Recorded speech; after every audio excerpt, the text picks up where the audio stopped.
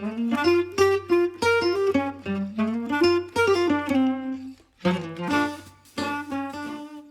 everyone. My name is Elisa Biagini. I am an Italian poet, translator, artistic director of Voci Lontane, Voci Sorelle International Poetry Festival, and I teach writing, art history, and literature at New York University, now on the campus in Firenze.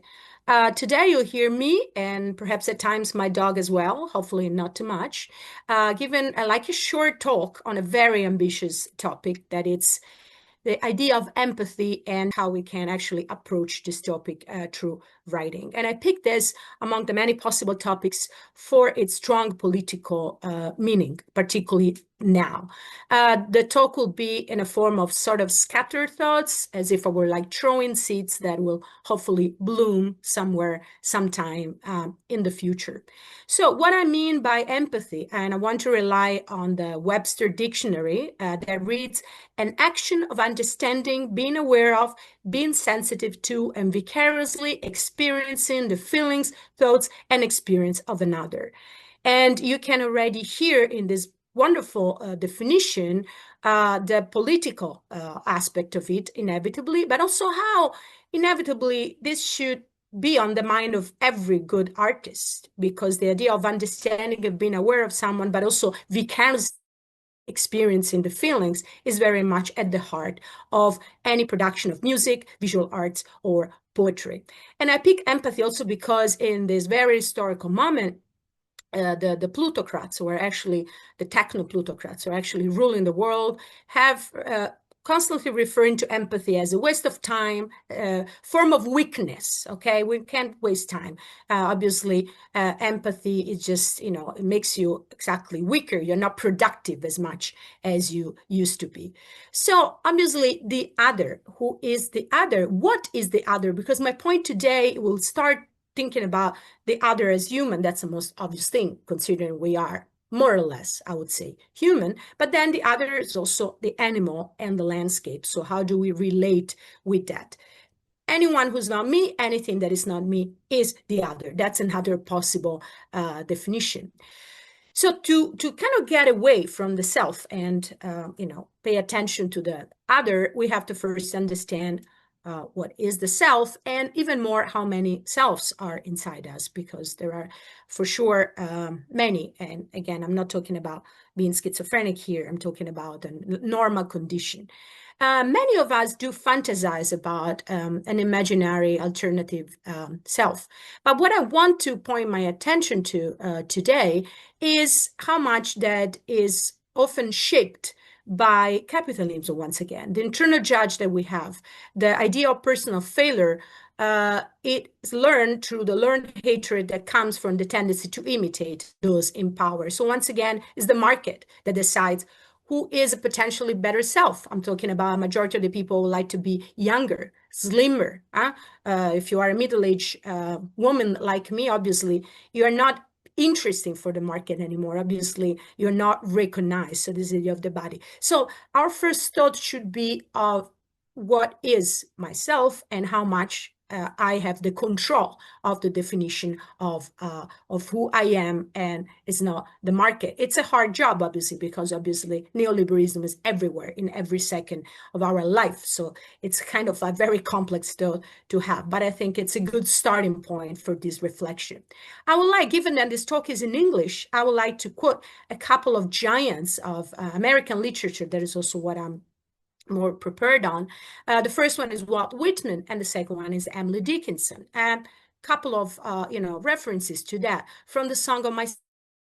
And here we are, Walt Whitman writing this and publishing it at the end of the 1800s. Okay, so this is the country that now insists on, bringing, democracy to the world and bringing, the model as if they were the perfection.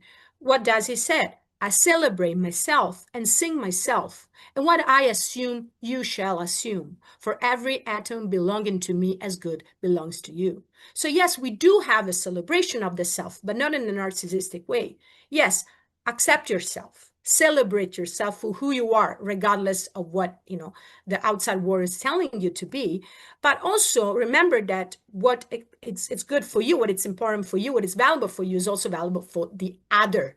Every atom belonging to me is good, belongs to you. And I think this is a very important also recognition and celebration of whoever is outside of me. Another quote, this time from I Sing the Body Metric. The man's body is sacred and the woman's body is sacred. No matter who it is sacred. And once again, I believe this is a real celebration of real democracy. Not only men and women are absolutely equal, but regardless of the color of your skin, of your condition, you're being poor, you're being rich, you are sacred and your body is sacred. And go tell this to the ICE police who go and drags migrants away from their homes and in the streets. So I think that's a very direct investigation of the idea, obviously, of the body and the self. Now, a poem by Emily Dickinson that, as we know, has a completely different style. Remember her famous quote, "Tell all the truth, but tell is slant." It's not as direct as our friend Walt, but she also has many wonderful poems about this issue, but I pick one today to share. Obviously, I want you to go back over and over on this to these poems to use them also for your assignments. Me from myself to banish, had I art, impregnable my fortress unto all heart. But since myself assault me, how have I peace except by subjugating consciousness? And since we are mutual monarch, how does be except by abdication, me of me? Okay, so here already there is a sort of a crisis. So who is the self? How can I be my real self? So now, obviously, it's time for the first assignment. That is my other self. Usually when I propose this assignment to my students, they're very perplexed. What do you want, professor? What do you expect? And that's really up to you. You can interpret the way you want. It could be yourself from the past or the self you would like to be, or the fact that you find yourself somewhere else in someone else. That's why I ask them to accompany, and I'll ask you as well, your poem with a photo of something that is your other self. As I mentioned before, this idea of the recognition, it is obviously part of the interaction between the self and the other. I exist in the gaze of the other. I am recognized by the other. The moment I look at the other in the eyes and the other way around, we accept each other and we recognize each other. But again, is capitalism that shapes this such case. Only what is useful is recognized and accepted. Okay, obviously everything that is undetermined through history, this is not a contemporary condition, has always brought curiosity and fear, once again. But clearly, these two feelings have been manipulated by the power, always and constantly, okay? Oh, they're different, they smell different, they eat weird things, and in a matter of few minutes, obviously they become monsters, whoever they are, okay? That's why art is so important, because it lets you inhabit the mind of the other, one step closer every time you look at the painting, you hear some music, or you read a poem or a story. Now, the condition of the threshold is a wonderful condition. I believe, not just myself, obviously, that is the condition of the artist. It's a third space, not inside, not outside. It's been in one world and the other at the same time. But inevitably, it's a fragile condition. I usually, once again, tell my students, if you wanted to be a good writer, you should always leave the door open. And clearly, why should do so? Because lots of good things can get in, lots of wonderful ideas, a lot of wonderful encounters, but inevitably, if you leave the door open, also some not so nice things, can get inside and kind of create some disquiet in you. But this is the condition of the artist. If you want to be an artist, you should be such figure like the god Janus, that gives the name to generate. It's a Roman divinity that had two faces, one the past and one on the future. That also remind us of the angel of history, created by Walter Benjamin. Also, in this idea, obviously, me looking at the other, I need to see the gaze. So clearly, if I am in a either above or below position, this is not possible. This vertical interpretation of the world is what is occurring now. Either someone is better than me or is worse than me. And what I believe now we should once again embrace, and I'm not saying in a new agey kind of way, because I don't like that kind of stuff. And I like in a deeply like political, once again, this like horizontal sort of interpretation of the world. Everything that's around me has the same value. Everything is important. I can get, can learn from everything and everybody that's around me. Obviously, to do all this, you don't have to divert the gaze. If you obviously divert the gaze, clearly you have no contact, and therefore there is no learning and no improvement. There's always been through history, since the beginning of civilization, whatever we're gonna call this thing we're living through, laws that were against the disturbing other. Right now, many right-wing governments are considering to pass laws once again to kind of remove, homeless people, because they're not a pleasant sight. So we don't want to look at them. We don't want to know. I want to have my life. I don't want to hear, put my, fingers in my ears and put, sunglasses and keep going. Okay. There is a very fascinating and scary science that's proxemics. How close I want to get to the other, okay? There's no space. And proxemics is something that is cultural. They have been investigating that, and an Italian has a different idea of proxemics from like someone in Finland, for example, someone in the US. How much do you want? We try to maintain distance from anything that could be unproductive, indigent, and inept, okay? Our idea is that we want to everything to be domesticated. We're going to go back also to this concept. And by domestication, I intend, obviously, what occurred in the domestication of animals, meaning that eventually it was a change of appearance, a manipulation, everything that is designed for our pleasure, with the erasure of anything that is different. So now, obviously, our second assignment is the other. That's very wide. It's very huge.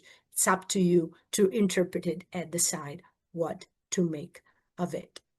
So we'll now human on a side, and we look at animals. And the first thing is that my first thought when I was thinking about this talk is that, wait a second, I want to present the animal as the other, but I am an animal. We are animals. So actually, I am also inevitably the other. We want to forget what we used to be animals. Think of what we do with our hair, for example, in the body. We erase it because we don't want to be reminded that we were apes, okay? So the animal is a very good example of someone, I would say, even more, that it's not so other but us, but we constantly have through the millennia try to label as the difference, okay? So all the negative things go with it being wild, being uncontrolled, being dangerous, okay? At first, through civilization, once again, we had a different relationship. There was the hunting period, and whenever we hunted an animal, we also have rituals to thank the animal, because we had a more equal relationship, okay? Now, obviously, this has been completely forgotten. We have driven most species on the verge of extinction, if not extinct. And we have lost connection. We don't know the animals anymore, okay? Until like, a few decades ago, even in Europe, people will live with pigs and goats and chicken and all that. Now we push them aside. We don't want to be reminded that they will die, because we don't want to be reminded that we will die, and the fact that they will suffer doing that, okay? So the animal is divided between what is domesticated for our use, the wild, that clearly is attractive but scary at the same time, so we have a lot of fantasies about it, pets, and the lab animals. And if I pick pets, that actually the animals we are more in touch with, we have another problem of the relationship that we have, because one side we humanize them too much. We always try to read human feelings in what our cat or our dog does, okay? But in doing that, we're not embracing their diversity. We are not willing to learn from them at all. We never try to put ourselves in their pose in that case, and try to learn from the power of the nonverbal communication. For example, and here comes in a second the next assignment, the different use of the senses. We used to be able to hear better. Actually, we used to be able to move our ears, something that we can do anymore. We used to be able to smell very deeply, very intensely. Now we don't, because of pollution, because of allergies, because you name it. We can't see as good as we used to. Most of us have glasses, even in early age, because of the use of screens. So definitely we can learn a lot from the animals, and we can start and looking for the animal that is still in us. Hopefully, just feed that creature and it'll teach you a lot. So the next assignment is through the eyes of an animal.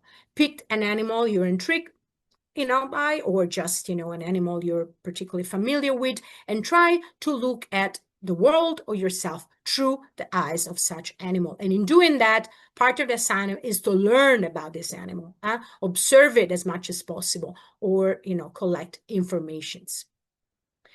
I want now to read just a couple of stanzas, do not worry, from a very beautiful long poem. That's actually the first poem in the Italian translation by Francesco di Assisi, written in 1224. We all know Saint Francis. I won't go into that. That's up to you if you believe in saints and stuff like that. But I picked these two stanzas to present to you a poem that celebrates nature. And here we're approaching our third other. Again, the English translation first and then the Italian, because I want you to hear, while the English translation is a modern English, inevitably, the Italian still maintains very old and beautifully sounding Italian words. You'll hear my lord twice. It's up to you to obviously, cross that out if you feel I insert nature instead. That's what I do. Praise be you, my lord, true brother fire, by whom you light up the night, and he is handsome and merry, robust and strong. Praise be you, my lord, to our sister, Mother Earth, who sustains us and directs us, bringing forth all kinds of fruits and colored flowers and herbs. Laudato sii, mi signore, per frate focu, per lo quale lamini la notte, et ello è bello, et iocundo, et robustoso, et forte. Laudato sii, mi signore, per sora nostra madre terra, la quale ne sustenta et governa, et produce diversi frutti con coloriti fiori et erba. So why sharing this poem with you today in this occasion is to show you that already there was this need to go back to nature, to thank nature, to feeling like being part of it in a cultural context where people usually have a much more complex relationship with the outside, where everything was wilderness right outside the small cities that were living it. So I hope you will just go back and read more of this poem, because I think it's quite powerful. And I mentioned nature, but what is nature today? Because once again, everything has been altered by man, has been customized. So where to look for nature, how to look, because the sense of belonging is lost. Now there are once again practices, go in the forest and hug a tree. Yes, that's a wonderful thing. I'm not denying that, but we once again have a much bigger cultural and political and social problem here. Also because the majority of the people, we know that most of the people on the planet now live in cities. So the moment they go in a so-called natural context, immediately, but they do that in the cities as well, if you want, start taking selfies, right? As if they had to distribute themselves inside this nature. It's like, yes, I was here close to this tree. Yes, I was here close to this rock, and pretending to be everywhere and therefore being nowhere.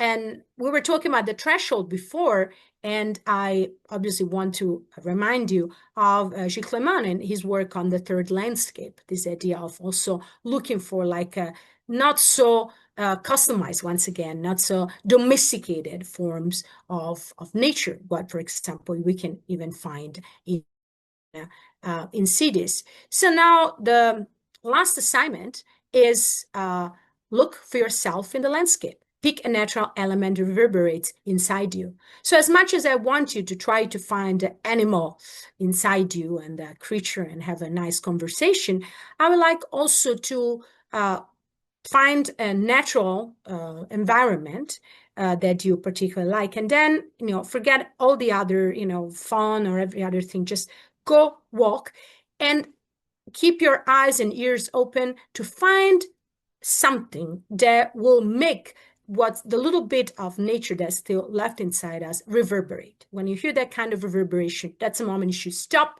and you should consider writing a poem.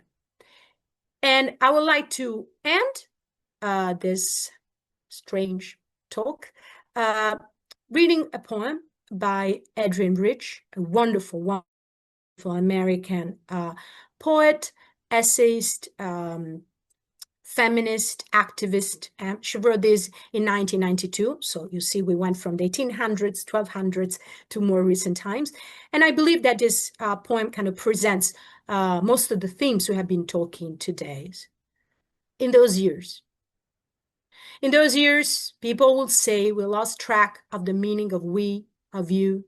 We found ourselves reduced to I, and the whole thing became silly, ironic, terrible. We were trying to live a personal life, and yes, that was the only life we could bear witness to. But the great dark birds of history screamed and plunged into our personal weather that were headed somewhere else, but their beaks and pinions drove along the shore through rages of fog where we stood saying, I. So now before we say goodbye, and I hope you have enjoyed this talk, and I hope that it will generate more thoughts and a domino effect, I would like to remind you the assignment. The first one is My Other Self, and it's a photo and poem assignment. The second one is The Other, and we forgot to talk about science fiction, but that's a whole other realm that you can explore if you want. The third assignment is Through the Eyes of an Animal. And the final one is Look for Yourself in the Landscape. I hope this has been intriguing and, generating. And I say goodbye. Arrivederci.